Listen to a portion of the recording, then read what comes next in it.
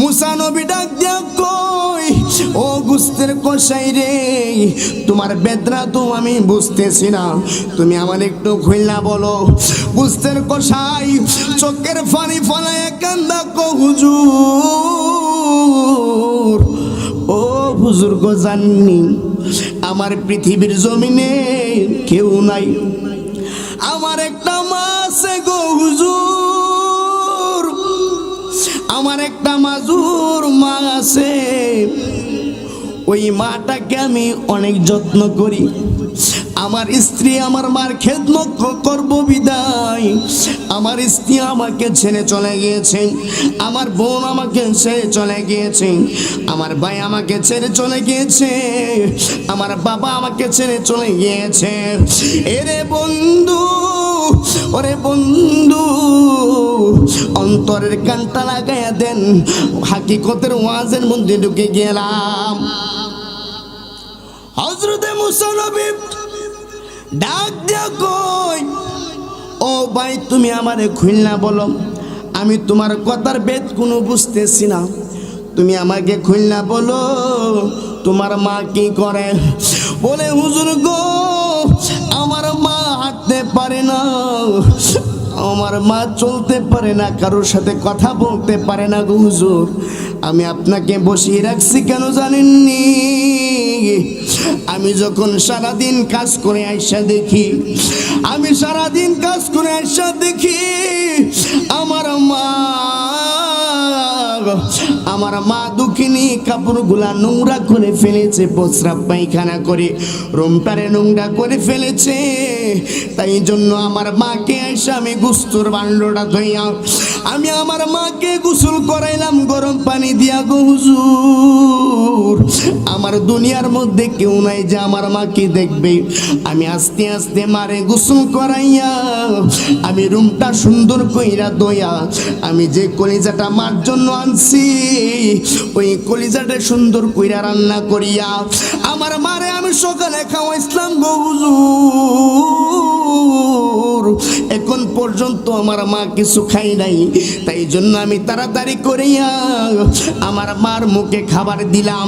যারা যেই ব্যক্তি মার মুখে খাবার দিতে পারে রে যুবকের দল, আমার আল্লাহ তারে মুসা নবীর সাথে জান্নাত দিতে পারে কি পারে না?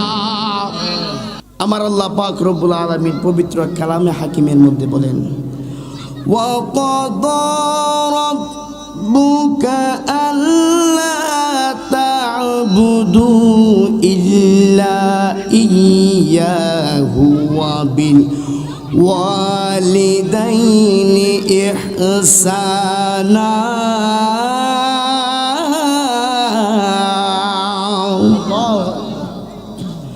আমার আল্লাহ পাক রব্বুল আলামিন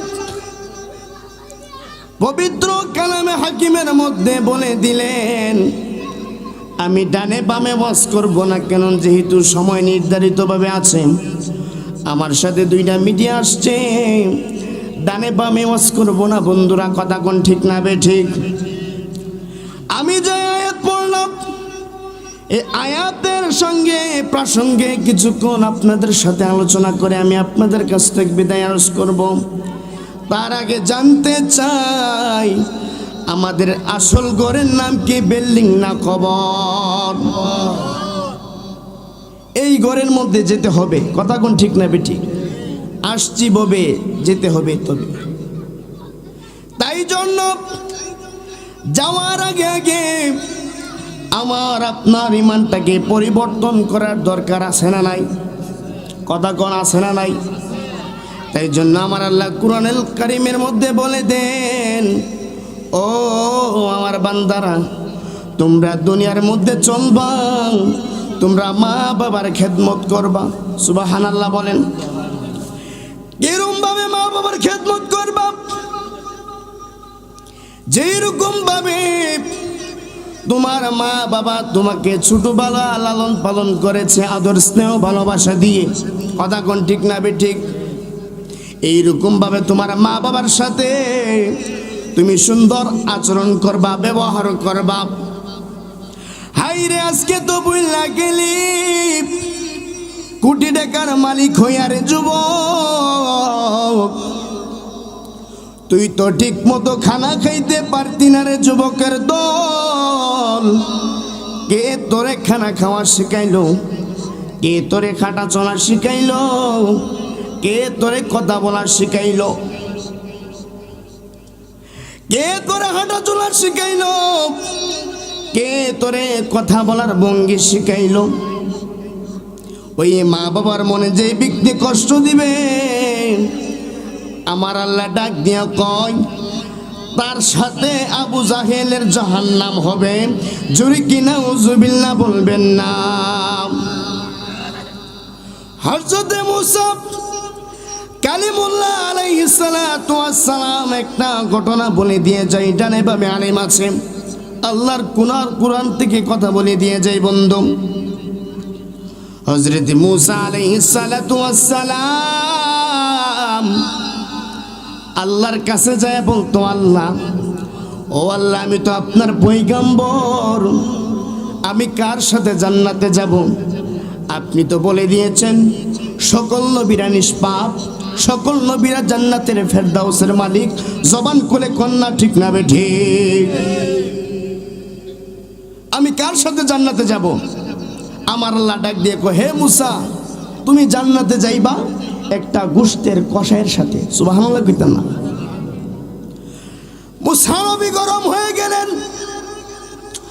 মুসা নবী ডাক দিয়ে কয়, আল্লাহ, আমি আপনার পয়গম্বর, আমার সাথে বড় বড় নবীরা জান্নাতে যাবেন, না হলে বড় বড় ওলি আব্দুল গাউস কুতুবরা আমার সাথে জান্নাতে যাবে, কিন্তু অবশেষে একটা গোশতের কষায়ের সাথে জান্নাতে দিবেন। আমি এটার বেত্রা বুঝতে পারলাম না। আমার আল্লাহ ডাক দিয়া কই, মুসা রে, ও মুসা, তুমি জানোনি তার মধ্যে এমন একটা গুণ আছে, ওই গুণের কারণে তুমি মুসার সাথে জান্নাতে যাইবে। জোরে কি আল্লাহু আকবার বলে যাইবে না? মুসা নবী কথাটা শুনে বলে, আল্লাহ, ও আল্লাহ গো, সে তো আমার জামানের মধ্যে আছে গো আল্লাহ, তার বাড়িটা কোন জায়গায় আমাকে বাতাইয়া দেন, তার বাড়ির মধ্যে যাই আমি দেখমু তার কেমন এমন গুণ আছে, ওই গুণের কারণে আমি মুসার সাথে জান্নাতে যাবে। জোরে কি আল্লাহু আকবার বলবেন না? আমার আল্লাহ তাকে বাতাইয়া দিলেন, হে মুসা, তুমি এমন এমন জায়গার মধ্যে যাইবা, যাই ওই পাগলাকে বাবা। সুবহানাল্লাহ বলেন। মুসা নবী আস্তে আস্তে রওনা দিয়ে গেলেন, সকাল সকাল রওনা দিয়ে গেলেন। আমার আল্লাহ তারে জায়গাটা বাতাইয়া দিলেন, এমুক এমুক দেশের মধ্যে যাইবা, যাই ওই গোশতওয়ালাকে বাবা। যখন মুসা নবী আস্তে আস্তে বের হয়ে গেলেন, মুসা নবী যখন আস্তে আস্তে আস্তে আস্তে সামনের দিকে রওনা হয়ে গেলেন, আস্তে আস্তে যাওয়ার পরে ওই গোশতের কষায়ের দোকানটা দেখা গেল। সুবহানাল্লাহ বলেন। আমার আল্লাহ ডাক দেয়া কই, মুসা রে, ও মুসা, তুই কোনো কথা কইস না রে মুসা, তুই দেখবি আমার বান্দা কি করে, আমার বান্দার কার্যকলাপটা দেখলেই বুঝতে পারবি রে মুসা, ওই লোকটা তোর সাথে কিভাবে জান্নাতে যাবে। মুসা নবী যায়া দেখে ওই গোশতের দোকানদার আস্তে আস্তে দোকানটা খুললেন। খোলার পরে যুবক একটা গোশতকে জবাই করিয়া তার চামড়াটা আস্তে আস্তে সেলাইয়া তার গোশতগুলো আস্তে আস্তে আলাদা করল, হাড্ডিগুলাকে আলাদা করল। যে কলিজা ঠেসে, যে কলিজাটা আছে, ওই কলিজাটাকে আস্তে করে কেটে আলাদা একটা বান্ডোর মধ্যে রাখলো। সুবহানাল্লাহ কোন। আমার মুসা নবী দাঁড়ায়া দেখতেছে। মুসা নবী যাই না, কতক্ষণ পরে যায়া বলে, ও ভাই, আমি একজন মুসাফির মানুষ, আমার বাড়ি অনেক দূরে, আমি অনেক দূরের থেকে আসলাম রে বন্ধু, তোমার ঘরে কে একদিন আমার থাকার জায়গা হবে নি? ওই গোস্তের কষাই ডাক দিয়া কই, হুজুর, ও হুজুর গো, আপনি এত বড় একজন হুজুর আমার বাড়ির মধ্যে আসবেন, এটা তো আমার সৌভাগ্য। কথা কোন ঠিক না বে ঠিক? এত বড় হুজুর আমার বাড়িতে আসবেন, এটা তো আমার বাপের জন্মের ভাগ্য। কিন্তু হুজুর একটা প্রশ্ন, আপনি একটু দাঁড়াবেন, আমি গোস্তগুলাকে বিক্রি করে আপনাকে নিয়ে আমি বাড়ির মধ্যে যাব। জোরে কি আল্লাহু আকবার বলবেন না? আমার মুসা নবী 1 ঘন্টা নয়, 2 ঘন্টা নয়, দীর্ঘ 3 ঘন্টা বৈশা রয়েছে। বৈশা মনে মনে আল্লাহরে বলতেছে, আল্লাহ, কোন লোকরে আমার মুসার সাথে জান্নাতে দিবা? তার মধ্যে কোনো আকুল জ্ঞান নাই। আমি একজন মুসাফির মানুষ আসছি, আমি এখন পর্যন্ত কিছু খাই নাই, সে আমাকে একটা খাবারও দেয় নাই, আমাকে 3 ঘন্টা ধরে বসিয়ে রাখছে। আমার আল্লাহ গাইবে আওয়াজ দেয়া কই, মুসা রে, ও মুসা, অল্প কিছুক্ষণ অপেক্ষা করো, অপেক্ষা করলে বুঝতে পারবা আমার বান্দার মধ্যে কি গুণ আছে।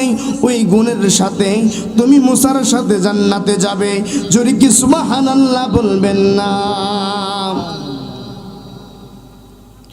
আমার আল্লাহ তাকে আবার বললেন, হে মুসা, তুমি আবার বলো তার বাড়ির মধ্যে তোমাকে নিয়ে যাওয়ার জন্য। সুবহানাল্লাহ কইতেন না? মুসা নবী যে নবী, এটা গোপন করছে। কি করছে? গোপন কইরা নিজের মনুষ্য সাজ্জা একজন গোস্তের কষাইয়ের বাড়ির মধ্যে গিয়েছেন। তারপরে ওই গোস্তের কষাইটা গোস্তগুলাকে আস্তে আস্তে বিক্রি করলেন। বিক্রি করতে করতে সন্ধ্যা হয়ে গেল। সন্ধ্যা হয়ে যাওয়ার পরে মুসা নবী ডাক দিয়া কো, ভাই আপনার গোস্ত বিক্রি হয়েছে নি?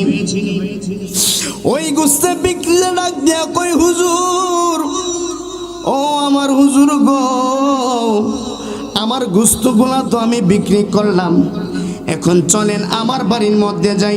সুবহানাল্লাহ কোন? যখন বাড়ির মধ্যে গেলেন, আবারও বললেন, হুজুর একটু দাঁড়ান, আমি ভিতর দিকে আসি। ওই যে গোস্ত, ওই যে কলিজাটা আলাদা করে রাখছিল, ওই কলিজাটাকে নিয়ে পাখরুমে পাখের ঘরের মধ্যে রাখলেন। আবার 3 ঘন্টা পরে আসলেন। মুসা নবী রাগান্বিত হইয়া বলে, ও ভাই, আমি ঠিক আপনার কাছে আসছি বিদায় আপনি আমাকে অবহেলা করতেছেন। আপনি আমাকে কোন পেছো ফালাইলেন?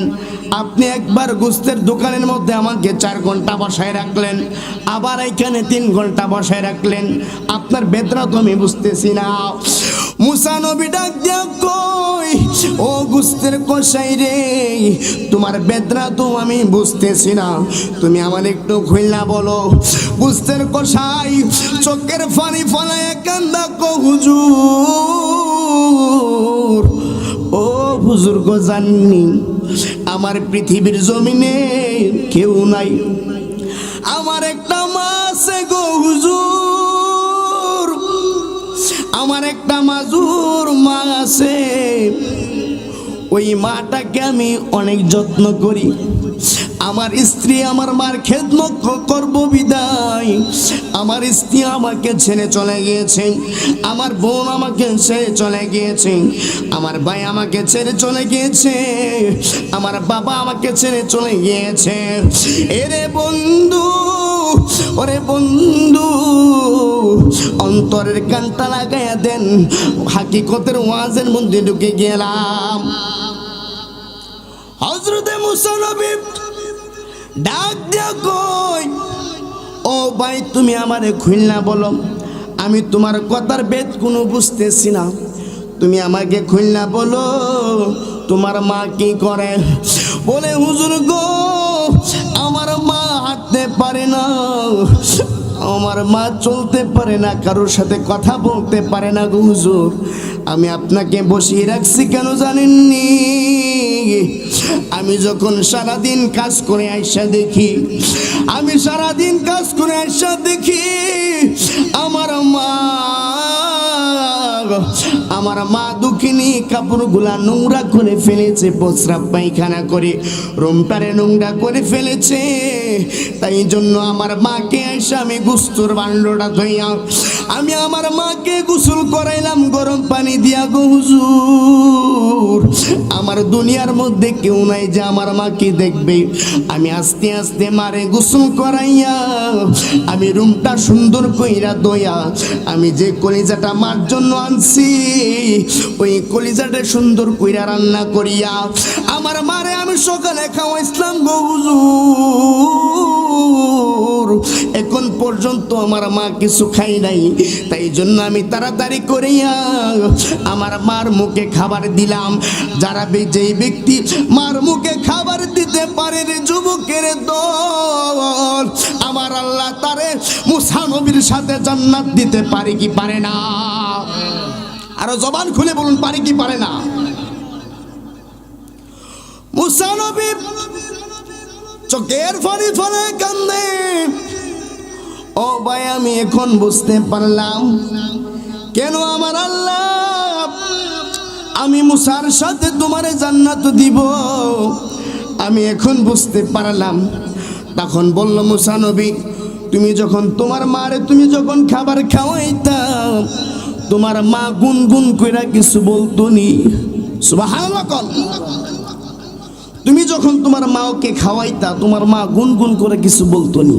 ওই লোকটা ডাক দিয়ে বলে, হে হুজুর বলতো, কিন্তু আমি বুঝি নাই।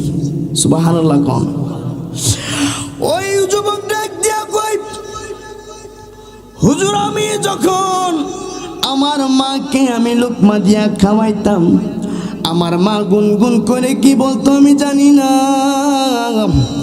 আমার মুসা নবী ডাক দেয় কই, যুবক জানোস না রে, তোর মা গুনগুন কইরা বলতো, ও আল্লাহ আমি দুনিয়ার মধ্যে কিছু চাই না গো আল্লাহ।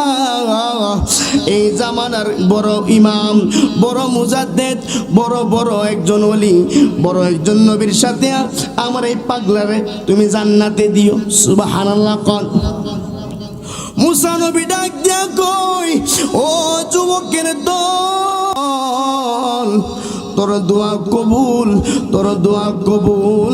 তুই আমি মুসার সাথে জান্নাতে যাবি। জবান খুলে কি আল্লাহু আকবার বলা যাবে না?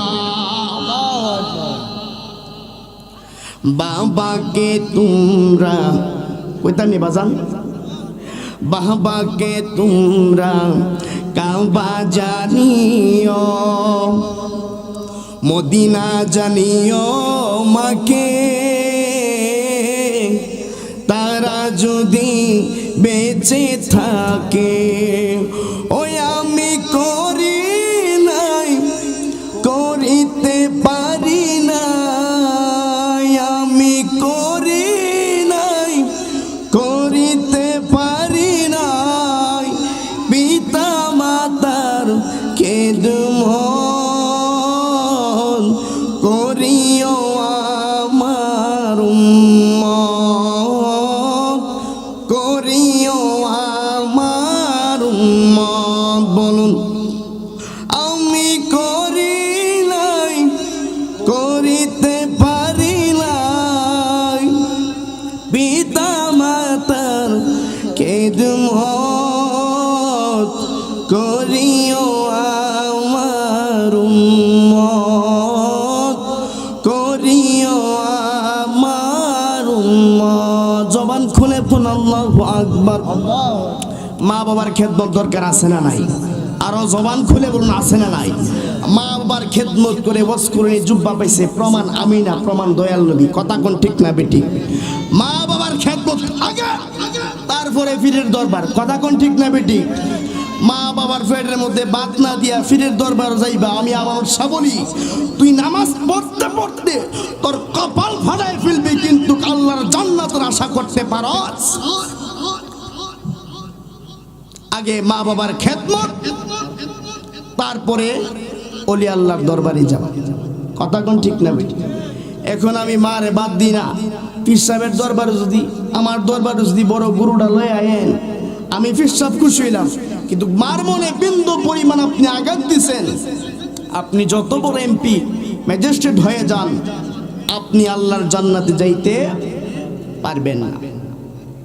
এই যে দেখেন, আমি কিশোরগঞ্জ থাকি, আমার ওইখানে অ্যাডভোকেট ফিরোজুর রহমান সাহেব, কি অ্যাডভোকেট ফিরোজুর রহমান সাহেব কোটি কোটি টাকার মালিক, অথচ মা বৃদ্ধাশ্রমী। আমাদের সমাজে বৃদ্ধাশ্রমগুলো আস্তে আস্তে বাড়তেছে কেন? যাইয়া দেখবেন, আমার মতন গরিবের মা বাপ না, বড় বড় কোটি কোটি বিলিয়ন বিলিয়ন টাকার মালিক, তার মা বৃদ্ধাশ্রমে থাকে। এই টাকা তো তুমি কি করবা? এই টাকা তোমার সৎকালে আসবে না। এই টাকাতে তুমি জান্নাত কিনতে পারবে না। আমি একটা কথা বলি, আমি আমানত সাজে ওয়াজ করতেছি, আমার বাবা পাশে আছে। আমি আমানত সাজে ওয়াজ করতেছি, গতকালকে ময়মনসিংহ মাহফিল করছি হাজার হাজার মানুষ সামনে। আমি বলি না এটা আমানত সার যোগ্যতা, এটা আমার মা বাবার দোয়া। কথা কোন ঠিক না বে ঠিক? তাই জন্য আপনাদের পায়ে হাত রেখে বলি, বাবারা মা বাবার খেদমত করবেন, তারপরে ওলি আল্লাহর দরবারে যাবেন। এটা আমি আমানত সার একটা কথা। হযরত মুসা কালিমুল্লাহ ডাক দিয়া কয়, ও যুবক, তুমি আমাকে চিনতে পারছনি? আমি জামানার নবী হযরতে মুসা কালিমুল্লাহ আলাইহিস সালাম। তোমার মা এটা বলছিল নি, ও আল্লাহ, তুমি আমারে যখন মরণ দিবা, মুসা নবীরে আমারে দেখে মরণ দিও। তারপরে ইন্টিমেট টাইমে যায় দেখে তার মা মারা গেছে। বলুন ইন্না লিল্লাহি ওয়া ইন্না ইলাইহি রাজিউন। মুসা নবী ডাক দিয়া কই, যুবক রে, তোর মার দোয়া কবুল হইছে রে যুবক। তুমি আমি মুসার সাথে জান্নাতে যাইবা। তোমার সাথে আসো গোস্তের কষাই, তুমি আসো আমার সাথে বুকটা মিলাও। তাই জন্য এটা বোঝা গেল, কোটি টাকা হওয়া শর্ত না। তুমি যদি গরিব হও, তুমি যদি দিন মজুর হও, তুমি যদি প্রতিদিন কাজ করে তোমার মার মুখে একটা বেলা খাবার উঠাইয়া দাও, আমার আল্লাহ বলে তোমার ইজ্জত দুনিয়ার কেউ কমাইতে পারবে না। আমি ইজ্জত আরশে আজিম থেকে বাড়াইয়া দিমু। জোরে কি আল্লাহু আকবার বলবেন না? মুসা নবীর সাথে জান্নাতে গেল। আরেকটা ঘটনা বলি, আমি আপনাদের কাছ থেকে বিদায় আরজ করব। আমার গলাটা ভাঙ্গা ভাই, কারণ গতকালকে মাহফিল করছি ময়মনসিংহের মধ্যে, আবার আজকে বাদুরের জমিনে, আবার গতকালকে চলে যাব কুটিয়াদি কিশোরগঞ্জে। মারহাবা বলুন। আবার গতকালকে কুটিয়াদি চলে যাব। এটা একমাত্র মা বাবার দোয়া। হযরত জুলাইস রহমাতুল্লাহি আলাইহি এত বড় একজন ওলি ছিলেন, এত বড় একজন বুজুর্গ ছিলেন। কথাটা মনোযোগ দিয়ে শুনেন। এত বড় একজন ওলি ছিলেন, তিনি ঘরের মধ্যে ঘরবন্দি করে আল্লাহর ইবাদত করতেন, রোজা রাখতেন, তাহাজ্জুদ পড়তেন। উনি দুনিয়ার কোনো বেগানা মহিলা দেখে নাই। উনি সবসময় ঘরটা লাগাইয়া আল্লাহর ইবাদতের মধ্যে মশগুল হয়ে যেতেন। একদিন তার মা হযরতে জুলাইসের মা ডাক দিয়া কয়, বাবা তুমি একটু দরজাটা খুলো, এক সপ্তাহ হয়ে গেছে তুমি জুলাইসরে আমি দেখি না, তুমি জুলাইসরে আমি দেখি না। আমার মার মনটা ছটফট ছটফট করতেছে, তুমি একটু বাইরে আসো। হযরতে জুলাইস রহমাতুল্লাহ আলাইহি বাইর হয় নাই। ও মা, আপনি জানেন আমি আল্লাহর ইবাদতের মধ্যে মশগুল আছি, আপনি আবার কালকে আসেন। তারপরে ইন্ডিমিন টাইমে আবার কালকে জুলাইসের মা আবার আসলো। আয়া ডাক দিয়া কই, জুলাইস ও বাবা, তুমি একটু দরজাটা খুলো না, আমি তোমারে 8 দিন ধরে দেখি না, তুমি একটু দরজাটা খুলো, তোমার চেহারাটা দেখে আমি আবার চলে যাব। জুলাইস ডাক দিয়া কই, ও আম্মা তুমি জানো না আমি নামাজের মধ্যে আছি, আমি আল্লাহর ইবাদতের মধ্যে মশগুল আছি, আমি তোমার দরজা খুলতে পারবো না। জুলাইসের মা ডাক দিয়া কই, আমি যেই সন্তানকে পেটের মধ্যে লইলাম ওই সন্তান ওলি আমি জানি, ওই সন্তান একজন বুজুর্গ ব্যক্তি আমি তাও জানি, কিন্তু আমি যেই মা তারে 10 মাস 10 দিন পেটের মধ্যে লইলাম, সে আমি জুলাইস, সে আমি মার কথা শুনে না, এত বড় বুজুর্গ হয়েছে, থাক আমার চেহারা যখন সে দেখবে না, আমার আল্লাহ তারে পেশার চেহারা দেখাইবে। জোরে কি নাউজুবিল্লাহ বলা যাবে না? আমার চেহারা যখন সে দেখতে চাই না, সে আল্লাহর ইবাদতের মধ্যে মশগুল হয়েছে, শেষ দেখুক। আমি মা তাকে বদদুয়া দিলাম, সে যেন একজন বেশ্যার মহিলা দেখে। নাউজুবিল্লাহ পড়বেন না। হযরত জুলাইস ডাক দিয়া বলে, আম্মা আপনি এখান থেকে চলে যান, আমি আল্লাহর ইবাদতের মধ্যে মশগুল আছি, আপনি কিছুক্ষণ পরে আবার আইসেন। আবার যখন যায় ডাক দেন, জুলাইসের মা দরজা খুলে নাও, দরজা খুলে নাও, দরজা খুলে নাও, বারবার ডাক দেই, জুলাইসের মা দরজা খুলে নাও। জুলাইসের মা ডাক দিয়া কই, জুলাইস,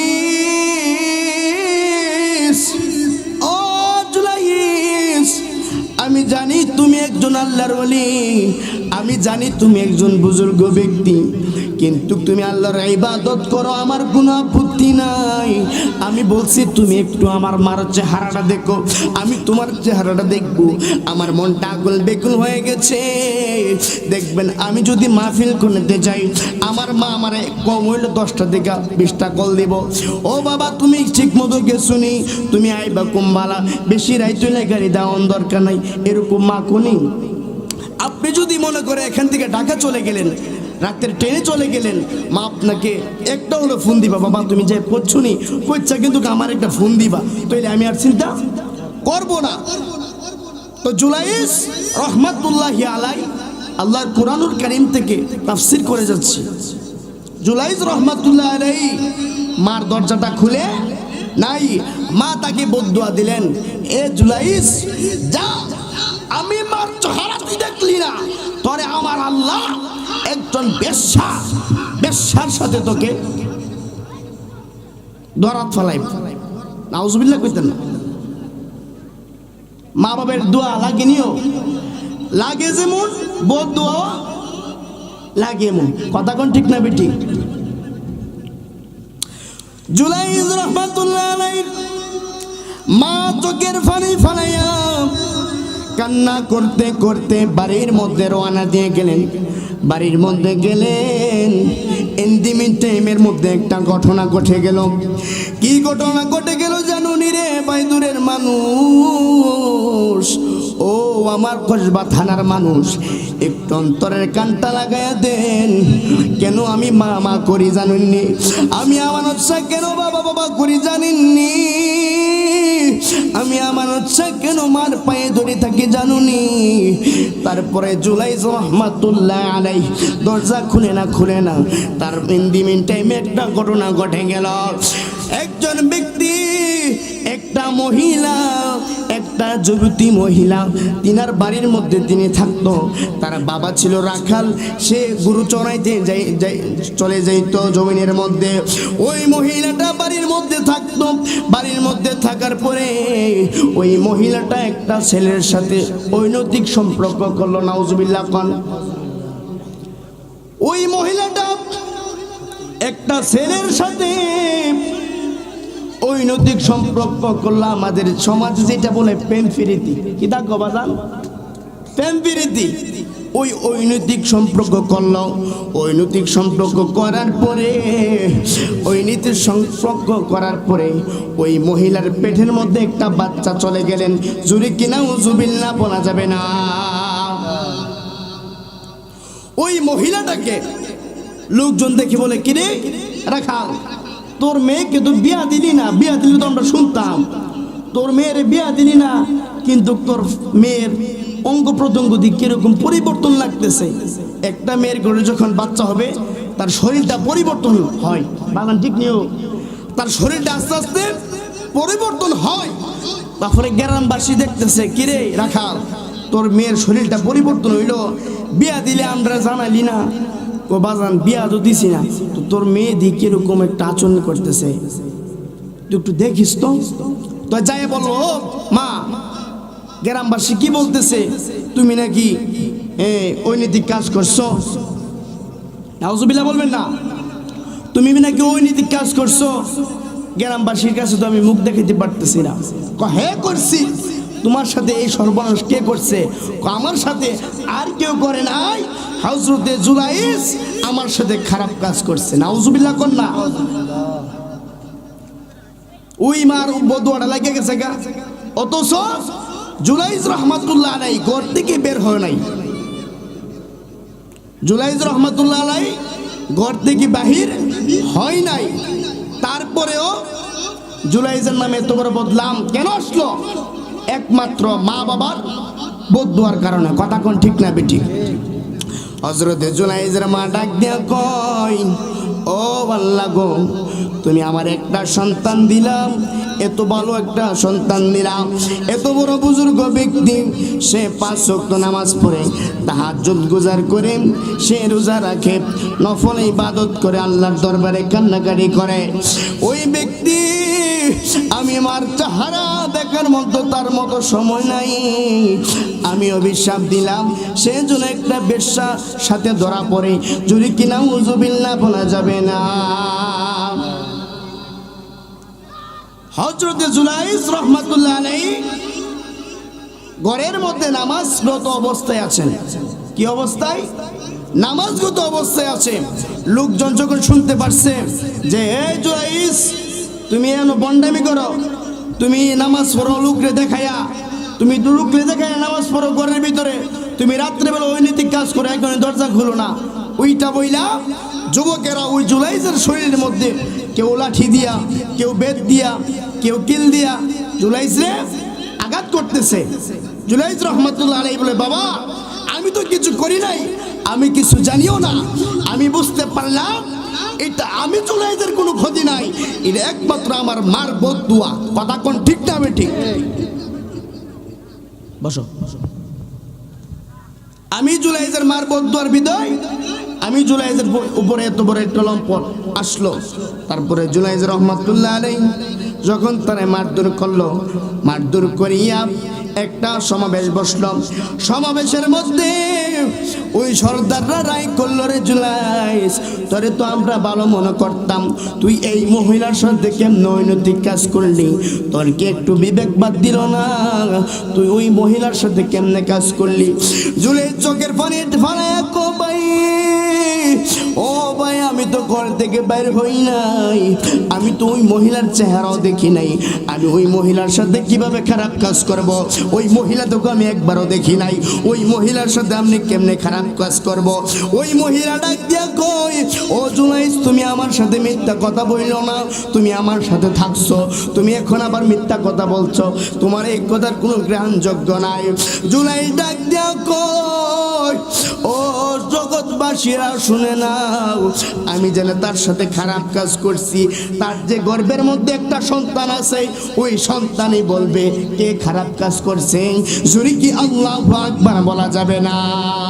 ওরে আল্লাহ রাসূল পাইতে আমি মুরিদ হইলাম, বলুন আল্লাহ রাসূল পাইতে আমি মুরিদ হইলাম, মুর্শিদ চান হই না যে বদলাম, মুর্শিদ চান হই না যে বদলাম। জোরে কি আল্লাহু আকবার বলবেন না?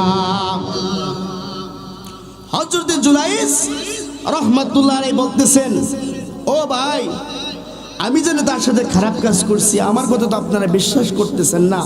আমি জুলাইস বলে দিলাম, যখন তার গর্ভের সন্তানরা প্রসব হবে, ওই সন্তানই বলবে যে আসল বাবাকে আমি না অন্য কেউ। সুবহানাল্লাহ। যখন আস্তে আস্তে 9 মাস অতিবাহিত হয়ে গেল, যখন আস্তে আস্তে অতিবাহিত হয়ে গেল, তারপরে জুলাইসকে নিয়ে গেল আবার সমাবেশের মধ্যে। যখন তার সন্তানটা প্রসব হলে, রে যুবকের দল, যখন সন্তানটা প্রসব হলো, হাজার হাজার মানুষের মিটিং বসলো। মিটিং বসার পরে বলতেছে, ও জুলাইস তুই না বলছিলি তোর কথাই ওই সন্তান না বলবো যে তার বাবাকে? জুলাইস রহমাতুল্লাহ আলাইহি ডাক দিয়া কই, ও বাচ্চা তুমি আল্লাহর হুকুমে জবানটা খুলে বলো, তোমার বাবাকে আমি না অন্য কেউ।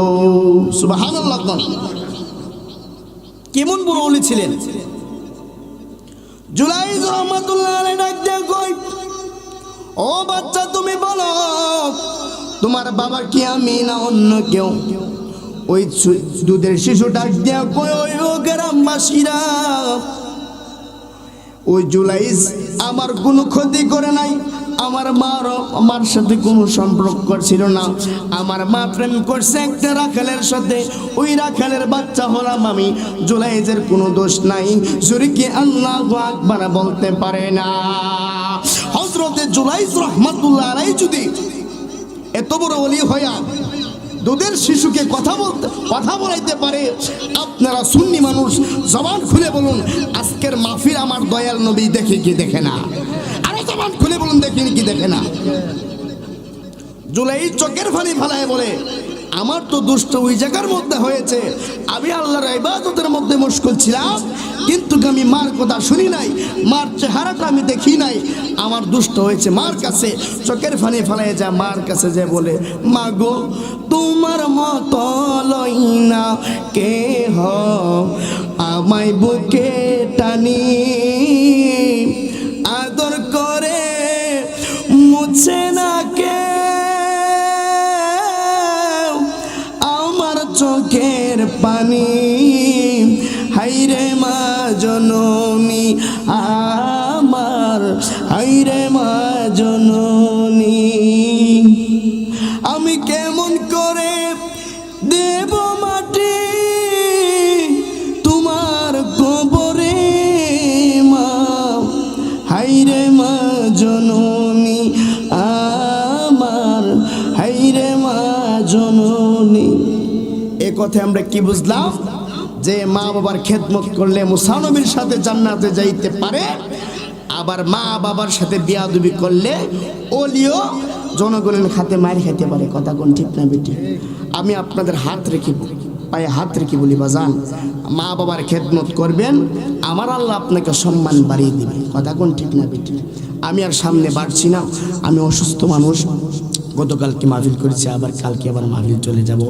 আমার জন্য সবাই দোয়া করবেন। আমি আপনাদের এই এলাকার সন্তান, অনেকে আমাকে চিনেন, এই যে আমার বাবা, আমি আপনাদের এই এলাকার সন্তান, থাকি ঢাকার মধ্যে, মনে করেন ওয়াজ মাহফিল করা লাগে বিভিন্ন জায়গার মধ্যে, তো কাজী আমার জন্য সবাই দোয়া করবেন। আর আমার কথার মধ্যে বাসার মধ্যে যদি কোনো ভুল হয়ে থাকে ক্ষমা সুন্দর দৃষ্টি দেখবেন। ওমা আলাইনা ইল্লাল বালাগ। আসসালামু আলাইকুম রহমতুল্লাহি ওয়া বারাকাতুহু।